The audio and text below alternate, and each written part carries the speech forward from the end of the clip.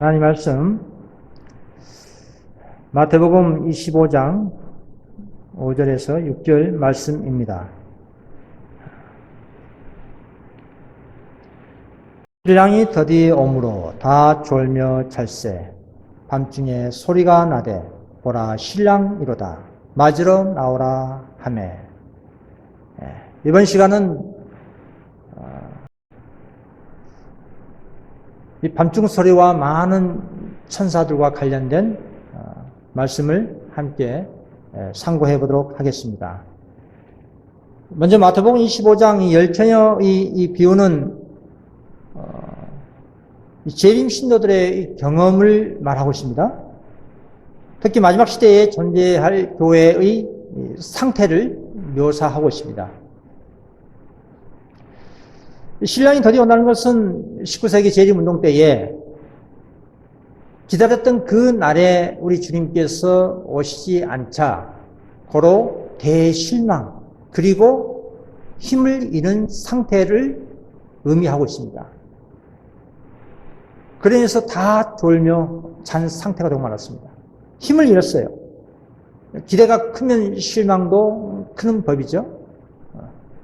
예수님께서 그 날에 올 거라고 확신했는데 오시지 않자 그 당시 사람들 얼마나 실망이 컸겠습니까?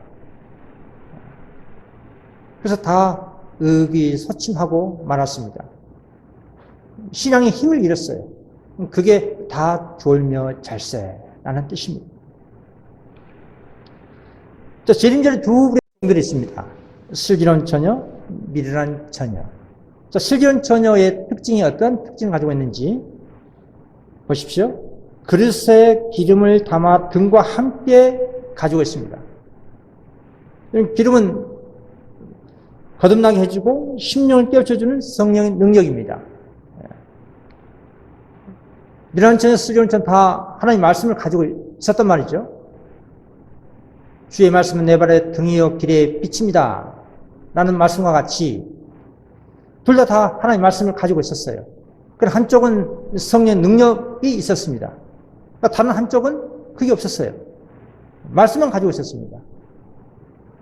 자, 슬기로운 처는 진리를 배우기 위해서 성경을 열심히 연구했습니다. 또 미련한 처는 충동에 의해서 움직였습니다. 슬기로운 처녀는 생애와 심령의 순결을 얻기 위하여 열렬하게 분투했습니다. 하나님과 그분의 말씀을 믿는 믿음을 개인의 생애에서 체험했어요. 하나님 은혜의 체험의 그 삶, 그 경험이 있었습니다. 그럼 이런 처녀는 사람들에 의지했어요. 충동적으로 움직이고 그리고 자신의 그런 감정에 의존하고요. 그런데 문제는 둘 다 신랑이 더디 오므로 다 졸며 잘세 활동력을 잃고 말았습니다. 다 힘을 잃었어요. 다 졸고 찬 상태가 되어 말았습니다. 19세기 그 이후 지금까지 이 같은 역사가 반복되고 있습니다. 어떻게 반복되고 있는지 한번 보십시오. 외형적으로는 사당도 보이지 않고 우상은 눈에 띄지 않지만 무수한 사람들이 이 세상의 신들 곧 부와 명성과 향락과 사람들로 잿된 성향을 따르게 하는 재미있는 우화를 따르고 있다. 많은 무리들은 하나님과 그분의 속성에 대해 그릇된 개념을 가지고 있다 합니다. 또 그리스도인하고 주장하는 사람들 중에 많은 사람들이 하나님과 그분의 진리를 끊임없이 반대하는 그런 세력들과 연합하고 있다. 그러니까 하나님보다 인간을 더 높일 수밖에 없겠죠. 그리고 이 시대에 성행하는 정신은 불성실 그리고 배도의 정신, 진리에 대한 지식은 가지고 있지만 불성실과 배도의 정신이 있더라 이 말이죠. 인간의 이론은 높임을 받지만 하나님과 그분의 율법이 있어야 할 자리가 없어요. 하나님께 계시할 그 자리에 사람의 지혜가 더 높임을 받습니다. 자, 그리고 하나님의 계시의 말씀보다도 인간의 지혜를 더 우상처럼 높이는 정신을 가지고 있습니다. 또 사람들이 세상 풍습과 가만히 또 순응을 합니다. 그러니까 결국 진리와 오류를 분별할 수 있는 그 분별력이 상실이 되고 그로 인해서 깊은 수면 상태에 아직까지 있는 것입니다. 오늘 말씀드리고자 하는 것은 다 졸고 있는 교회와 세상, 깨우는 밤중 소리, 그 역할을 말씀드리고자 하는 것입니다. 그 마태복음 3장 3절입니다. 저는 선지자 예사야로 말씀하신 자라 이랬을 때 광야에 외친 자의 소리가 있어 가로되 너희는 주의 길을 예비하라 그의 첩경을 평탄케 하라 하니라. 광야에 외친 자의 소리, 오늘날 이 마지막 때에 부름받은 하나님 백성들은 광야에 외친 자의 소리가 되어야 할 것입니다. 침례 요한은 말이죠. 그리스도의 재림의 길을 준비하기 위하여 백성들에게 전할 거룩한 진리를 위탁받은 말세에 사는 사람들을 대표하나 했습니다. 오늘날 인자의 오심에 대하여 세상에 경고의 기별을 전할 사람들 또한 침례 요한이 실천했던 것과 같은 절제의 원칙을 준수할 것입니다. 그렇게 해야 됩니다. 또 믿음으로 구주를 쳐다본 요한은 무아의 경지에 도달했습니다. 침례 요한은 자신에게 사람들을 집중시키지 않았어요. 어떻게 하면 천하보다 귀한 한 영혼을 예수님께로 인도할까? 그들의 생각 가운데 오직 예수님만 생각하도록 계속 어린 양이신 예수님에 대한 말씀을 해주셨습니다. 그게 광야에 외친 자의 소리입니다. 밤중 소리 난 것은 바로 그겁니다. 밤중에 소리가 난다는 것은 소리만 날 뿐에 형체가 보이지 않습니다. 사람들은 형체가 보이는 것을 따라갑니다. 그걸 좋아하고요. 거기에 더 쉽게 매료를 당합니다. 소리에는 별 관심이 없어요. 눈에 보이는 그 무언가를 더 쫓게 돼 있어요. 대다수 사람들은. 그러니까 광야에서 외친 자의 이 소리는, 밤중 소리는 오직 하나님의 경고의 기별만 전하는 그 역할만 하는 것입니다. 그리고 자기 자신은 사라지는 겁니다. 하나님의 소리만 나게 하고 자신의 모습은 사라지는 거예요. 이 침례 요한은 모든 사람의 눈을 생명의 빛이신 예수님께로 향하게 하기 위하여 오히려 기쁨으로 자기는 잠잠하며 세상에 자기를 나타내지 않기로 하였습니다. 하나님의 사자로서의 부르심에 신실한 자는 결코 자신의 명예를 구하지 않을 것입니다. 오늘날 침례 요한 같은 그런 사명을 가진 하나님의 복음의 일꾼들은 이 같은 특징이 되어야 할 것입니다. 그럼 영적 암흑의 은연이 있습니다. 하나님의 빛을 거절하게 되면 개인이든 교회든 이 세상 국가 나라든 간에 어두워지게 돼 있어요. 그 빛을 거절하는 연고 때문에 어두워진 것입니다.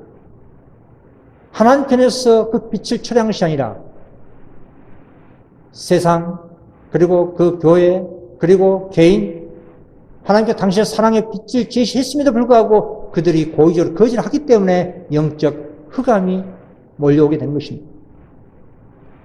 첫째 천사 기별을 거절하게 되면 둘째 천사 기별 결단코 받을 수 없어요. 지상에서 하나님의 사업이 마칠 때에 하나님의 율법의 가치는 다시 한번 높이 들 것입니다. 거짓 종교가 성행하고 죄악이 넘쳐 흐를 것입니다. 심지어는 기독교계에서 칼바리의 십자가가 보이지 않을 정도의 영적인 흑암, 깊은 수면 상태에 빠지게 될 것입니다. 지금도 그런 상태입니다. 지금보다 더 깊은 영적 암흑에 빠지게 된다 이 말이에요. 이 같은 결과가 나타나는 이유는 하나님의 마지막 자비와 경고의 기별인 셋째 천사 기별을 거절한 영모 때문에 나타난 현상입니다. 그러나 최대의 위기 때 엘리야의 하나님께서는 인간을 도구로 사용하셔서 침묵시킬 수 없는 기별을 전하게 하십니다. 하나님께서 임명하신 사람들이 교회와 세상의 연합을 담대히 탄핵하게 될 것입니다. 이 반복되는 예언 계시록 13장을 보십시오. 계시록 13장 초반부에 보시면은 용을 대표하는 용을 표상하는 2절 로마가 나옵니다. 이게 로마가 복합 짐승인 교황권에게 그 권세를 부어주는 장면이 나와요. 내가 본 짐승은 용이 자기의 능력과 보좌와 큰 권세를 그에게 주었더라. 용이 짐승에게 권세를 주었다 하는 말씀이 나와요. 여러분, 종교와 정치가 연합을 하게 되면 결국 핍박이라는 열매가 나타납니다.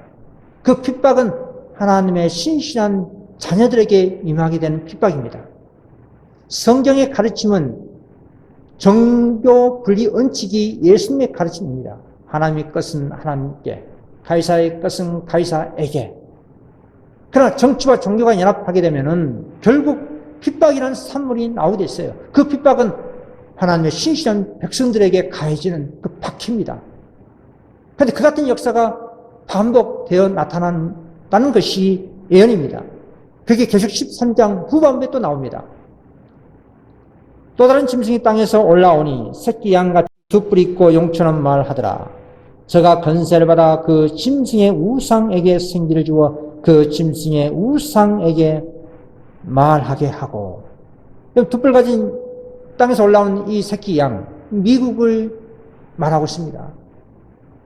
그리고 짐승의 우상은 첫 번째 짐승, 닮은 그 짐승입니다. 그래서 우상이라고 합니다. 이 두 뿔 가진 새끼 양, 미국이 그 권세를 누구에게요? 짐승의 우상에게, 미국 개신교 세력에게 말하도록 권세를 보여줍니다. 13장 1절, 2절 쭉 보시면은 동일한 그 패턴이에요. 정치 로마가 종교 로마에게 권세를 주는 장면이, 이제는 그 파트너가 미국이 개신교 종교 세력에게 그 권세를 주어서 즉 연합한다 이 말입니다. 권세 준다는 말은 연합한다 이 말이에요. 그 연합하게 됨으로 인한 그 결과가 짐승의 표, 이를 법령을 제정한다는 뜻이고, 그 법령으로 인해서 하나님의 계명을 지키는 신실한 백성들을 핍박하게 된다는 것이 계시록 13장 15절의 짐승의 표 사건입니다. 이 정치 시대에서 종교의 시대로 넘어가게 되어 있습니다. 안식일이 모든 그리스도교국을 통하여 투쟁의 초점이 되고, 종교계와 정계의 권력자들이 계속하여 이를 준수를 강요하게 될 때 그 세속적 요구에 굴복하기를 끈덕지게 거절하는 소수의 사람들은 온 세계의 저주의 표적이 될 것이다. 하나님의 율법은 그리스도와 그의 천사들, 사단과 그의 천사들 사이에 마지막 대쟁투의 초점이 되며, 이것은 온 세계를 위한 최후의 결전이 된다는 것이 성경의 예언입니다. 모든 세상이 하나님의 율법을 가지고 대쟁투의 그 초점이 되도록 한다는 것이 예언입니다. 한마디로 말해서 종교시대로 접어들게 된다는 뜻입니다.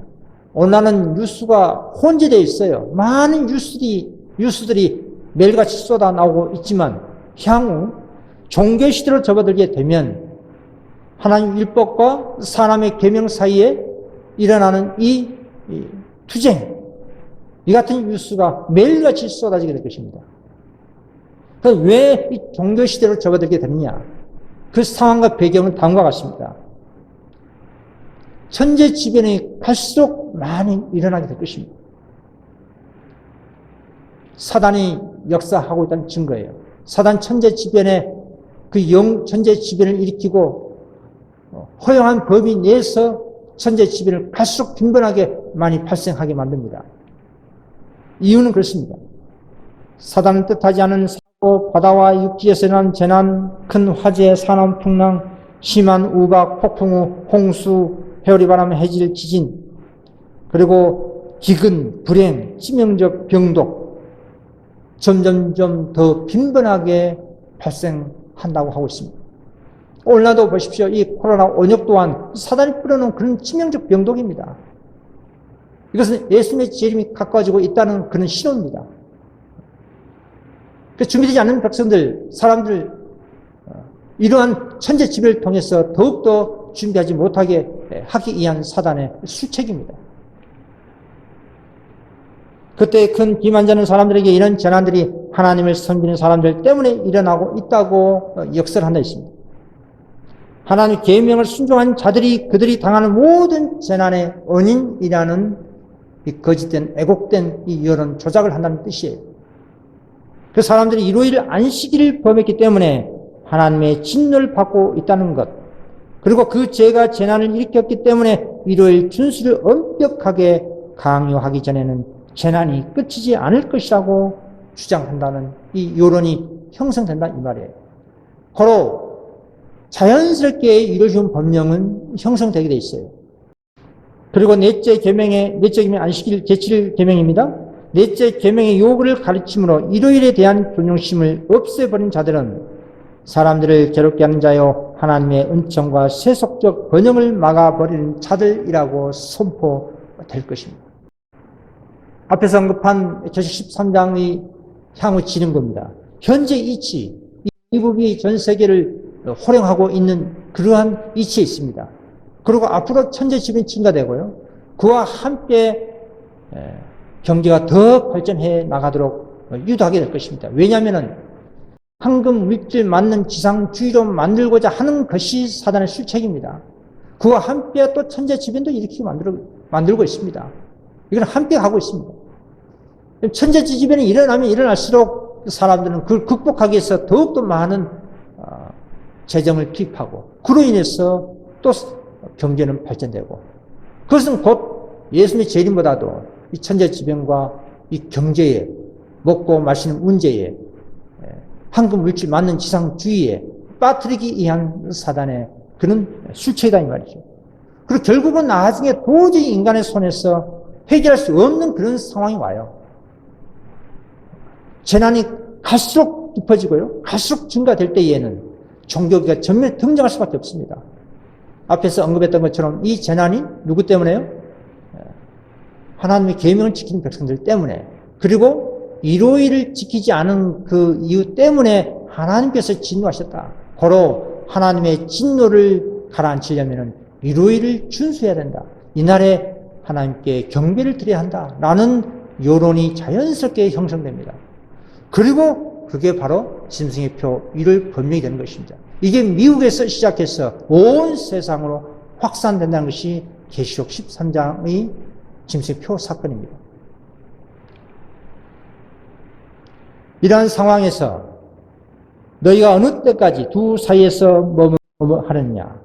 여호와가 만일 하나님이면 그를 쫓고 바알이 하나님이면 그를 쫓으지라. 그리고 오늘 대한 기분은 다음과 같다.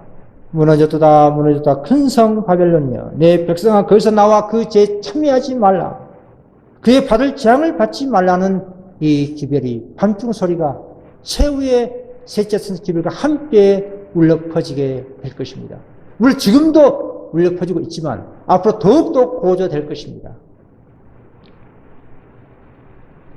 그래서 하나님을 두려워하며 그에게 영광을 돌리라. 이는 그의 심판하실 시간이 이르렀으니 하늘과 땅과 바다와 물들의 근원을 만드신 이를 경배하라. 만일 누구든지 짐승과 그 우상에게 경배하고 이마에나 손에 표를 받으면 그도 하나님의 진노의 포도주를 마시니 그 진노의 잔에 섞인 것이 없이 부은 포도주라 라고 선포될 것입니다. 자, 이 중요한 문제인데요. 오늘 재림 지체에 대한 실망, 신랑이 더디 오신 것에 대한 실망을 예방해 주는 현대 진리가 바로 하늘 성소 진리입니다. 실망을 예방해 주는 백신 진리라 할 수가 있을 것입니다. 1844년에 대실망 그때의 1호의 그 빛이 바로 하늘 성소 진리였습니다.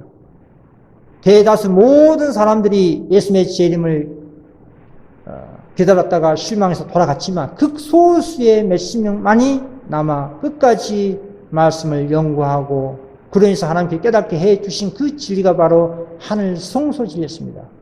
그 하늘 성소 진리를 통해서 예수님을 만나 기뻐했다는 그 놀라운 역사가 있습니다. 오늘날도 마찬가지입니다. 그럼 예수님께서 좀 더디 오신다 해서 실망할 이유가 필요가 없습니다. 하늘 성소 진리를 올바르게 이해하는 사람은 오늘이 내게 주어진 마지막 날이라는 그런 마음가짐으로 신앙하게 될 겁니다. 왜냐? 조사 심판하고 있기 때문에 그렇습니다. 사단은 우리가 가장 잘 알아야 할 일들을 생각지 못하도록 하기 위하여 우리의 마음을 빼고자 무수한 관계를 원한다. 그 기만의 계수는 속죄의 이생대물과 전능하신 중보자를 밝히 보여주는 위대한 진리를 싫어한다. 사단이 가장 싫어하는 진리 중에 하나가 바로 이 조사 심판 진리입니다. 보통 사람들은 그러지 않습니까? 기독교인들이 내가 십자가상에서 구원받았는데 무슨 조사 심판을 받을 필요가 있느냐? 그로 인해서 마음이 구원성이 나와요. 너나 나나 할 것 없이 다 예수 믿고 구원받았다 합니다. 그러니까 더 이상 자신에게 어떤 책임이 없는 것처럼 말을 합니다. 이 무서운 사단의 이 관계입니다. 영혼의 연수는 성소가 없다는 교리와 같은 거짓 교리들을 끌어들일 것이다. 성소 문제는 믿음에서 이탈한 자들이 따지는 문제 중에 하나가 될 것이라고 했습니다. 고로 하늘 성소에서 이루어지고 있는 봉사에 대해 올바로 이해하는 것은 우리 신앙의 기초가 됩니다. 하나님 백성들은 성소 문제와 조사 심판에 관한 문제를 명확하게 이해를 하고 있어야 됩니다. 모든 사람은 크신 대제사장이 하신 사업과 그 일에 대한 자기들의 입장을 알아야 합니다. 그래서 우리의 대제사장이신 주님께서 조사 심판을 하시며 마지막 공사가 이루어지고 있는 하늘 성소의 하나님 백성들은 이제 그들의 눈을 고정시켜야 한다. 주님께서는 하늘 지성소에서 당신의 백성을 위하여 중보의 사업을 하고 계신다 합니다. 죄를 회개하고 그리스도를 믿음으로 말미암아 그리스도의 속죄의 은혜를 받을 만한 사람이 누구인지 결정할 필요가 있는 것입니다. 상징적인 성소 봉사에서도 대제사장이 지성소에 들어가서 마지막 사업을 하고 있을 때에 그때 당시의 백성들은 다 무릎을 꿇고 모든 일을 제껴놓고 자신의 마음을 살피고 심령을 괴롭겠습니다. 하물며 오늘날 실상적인 대속죄일에 이 조사 심판 이때에 더 얼마나 엄중하게 심각하게 자신을 돌아봐야 하지 않겠습니까? 이 검증한 때에 우리의 상태는 어떠한가? 우리가 현재 이 세계 역사의 어느 단계에 놓여 있는지 분명히 깨닫기 위하여 성경을 열심히 탐구하여야 할 것입니다. 이때에 우리들을 위하여 성취되고 있는 사업에 관하여 이 속죄 사업이 진행되고 있는 동안에 우리가 죄인으로서 차지해야 할 위치에 대해서 좀 더 밝히 깨달아야 할 것이 아닌가. 그래서 하늘에서 조사 심판이 진행되고 있는 동안에 회개한 신자들이 죄가 성소에서 도말되고 있는 동안에 세상에 있는 하나님 백성들은 죄를 버린 특별한 일이 이루어져야 됩니다. 하늘에서 조사 심판이 진행되고 있는데 이 땅에 있는 백성들이 그 진리를 알면서도 고의적으로 죄를 반복해서 또 반복하고 한다고 하면 어떻게 죄가 도말되고 될 수가 있겠습니까? 더 분명한 그 죄가 기록되고 생명책에서 도리어 자신의 이름이 지어져 볼 수가 있다는 얘기예요.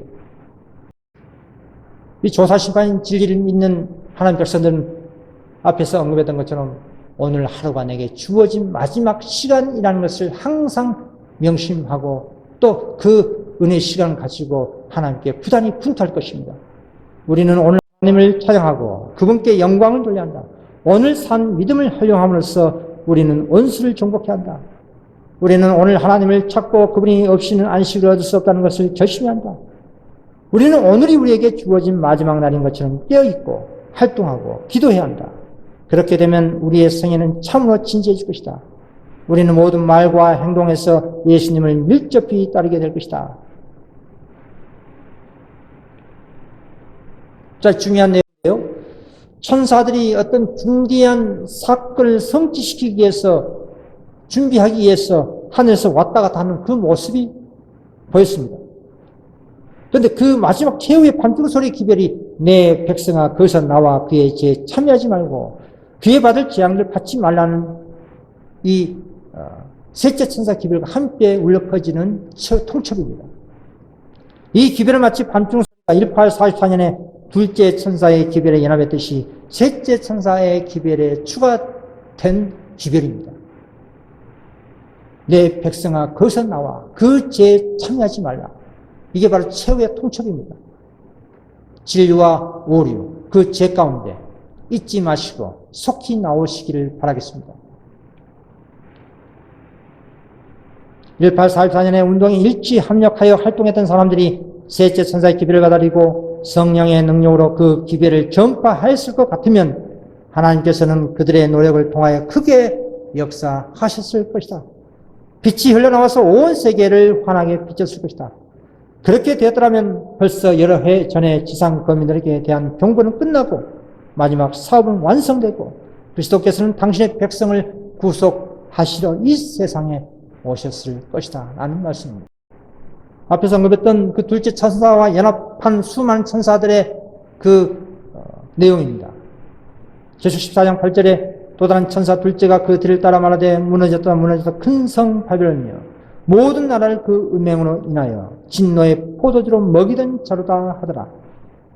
나는 수많은 천사들이 바벨론 무너졌다고 외친 자주가 합세함을 봤는데 이 소리는 다시 보라 신랑이로다 맞으러 나오라는 외침과 연합한 그 모습입니다. 이 같은 모습이 반복해서 계시록 14장 9절 셋째 천사와 또 계시록 18장 1절 천사와 그리고 계시록 18장 4절 많은 천사들의 그 기별이 합세해서 오늘날 울려 퍼지고 있고 앞으로 더욱더 힘있게 증거되고 그로 인해서 각 곳에 있는 신실한 백성들이 나오게 될 것입니다. 지금 나오는 것이 가장 최고 최상입니다. 여러분 저 18장 1절 천사가 내려온 이유는 여기 보십시오. 그 후에 나는 한 권세 있는 다른 천사가 셋째 천사와 함께 그 기별의 능력과 힘을 더하기 위하여 세상으로 내려가는 명령을 받은 걸 받다 했습니다. 셋째 천사와 연합해서 기별의 힘과 능력을 주기 위해서 내려온 거예요. 도와주기 위해서 내려왔습니다. 그리고 18장 4절, 계시록 18장 4절 많은 천사를 내려온 이유 또한 동일합니다. 그 힘 있는 천사를 돕기 위하여 하늘에서 많은 천사들이 내려왔고 이 천사들의 하는 외침이 내 백성아 거기서 나와 그의 죄에 참여하지 말고 그의 받을 재앙을 받지 말라고 하는 기별입니다. 이 기별을 강하고 담대하게 최후의 통첩으로 전해주고 있는 것입니다. 그럼 이 같은 사업을 우리가 해야 할 막중한 사명을 가지고 있는 것입니다. 어떤 사람들은 기별의 일부는 받아들이고요. 다른 부분 거절하는 그런 모습입니다. 안식을 받아들였지만 셋째 천사 기별을 거절합니다. 그럼 셋째 천사 기별은 다 진리의 사술이 연결되어 있고 연결되어 있습니다. 그러니까 어떤 단체는 안식을 받아들였지만 안식을 믿고 있지만 안식도 지키지만 14만 사천을 상징으로 믿고 또 성령 하나님을 부정해버리고요. 성령 하나님을 하나님 아니다라고 이렇게 부정한다 이 말이죠. 그것도 시기를 정하고요. 이런 문제점들이 있습니다. 이게 바로 셋째 천사 기별을 거절한 행위입니다. 그래서 하나님께서는 전체적인 당신의 진리를 당신의 나를 위하여 준비하고 있는 그의 자녀들에게 주시겠습니다. 99.9%의 진리만 있는 100% 완벽한 진리를 주셨다 이 말이에요. 바로 이 전체적인 진리를 가지고 셋째 천사 기별을 믿고 있는지 안 믿고 있는지 우리는 판단의 시금석으로 삼을 수가 있습니다. 전체적인 진리를 가진 여자의 남은 자손의 이 모습입니다. 셋째 천사의 기별을 분명하게 전하라.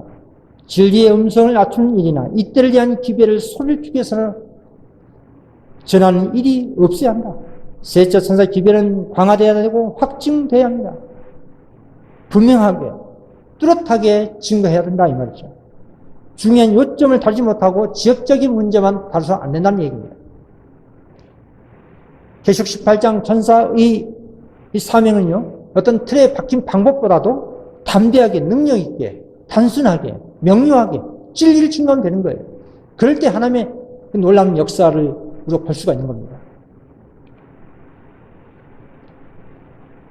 고린도후서 6장 17절 그러므로 주께서 말씀하시기를 너희는 저희 중에서 나와서 따로 있고 부정한 것을 만지지 말라. 내가 너희를 영접하여.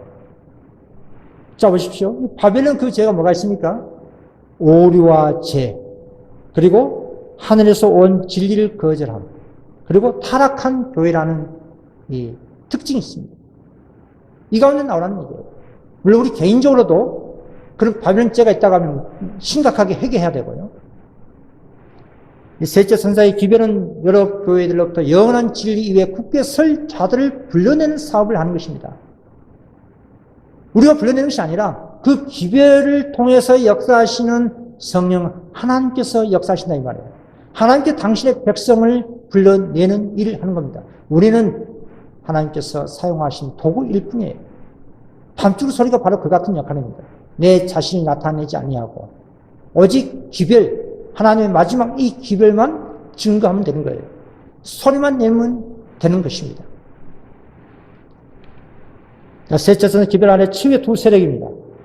엘리야 시대 때 엘리야 혼자 남아 있었습니다. 그리고 그를 대적하는 삼중연합 세력도 있었어요. 아합, 아세라, 바알 선지자. 그 당시 삼중연합 세력들입니다. 그 같은 세력들은 오늘날 세월이 지나서 여자에 남은 자손이 있습니다. 14만 4천이 있단 말이죠. 그리고 대적하는 그 세력들 보십시오. 계시록 16장 13절에 용의 입, 그리고 짐승의 입, 거짓 선자의 입. 이걸 해석하면 미국의 개신교도, 이교, 강신술, 로마교회, 이 삼중연합 세력대 14만 4천, 이 극소수가 어느 한 접점을 향해서 가고 있는 형세의 모습입니다. 이게. 선악과는 대제국의 최후의 주자들입니다. 하나님의 사업의 종지부. 하나님의 사업은 엘리야의 정신과 능력으로 일하는 사람들에 의해 맞춰질 것이다. 하나님은 엘리야 시대와 똑같이 오늘날에도 기꺼이 승리를 안겨주시기를 원하시며 또 그렇게 할 능력도 갖고 계신다. 다만 하나님의 백성들이 엘리야와 같은 정신이 지리게 될 때 저들이 그같이 열렬하며 활동적이고 그같이 담대하며 불굴의 인내력으로 기꺼이 인도하고 위험에 처해도 굴하지 않고 여호와의 부르심에 진지하게 반응할 때 하나님의 사업은 신속하게 맞춰져 예수는 자기 백성을 영접하기 위해 오실 것이다 라는 말씀입니다. 여러분, 엘리야의 정신과 능력으로 일하는 사람들에 의해서 맞춰진다고 합니다. 하나님 사업이. 밤중 소리, 우리가 밤중 소리 같은 그런 역할을 해야 되는 것입니다. 셋째 천사 기별을 통해서 받은 하나님 백성들은 엘리야의 신령과 능력으로 일해서 잠자고 있는 이 세상과 교회를 깨우는 그런 역할을 하시는 우리 모두가 되시길 바라시면서 말씀 여기서 드리도록 하겠습니다. 감사합니다.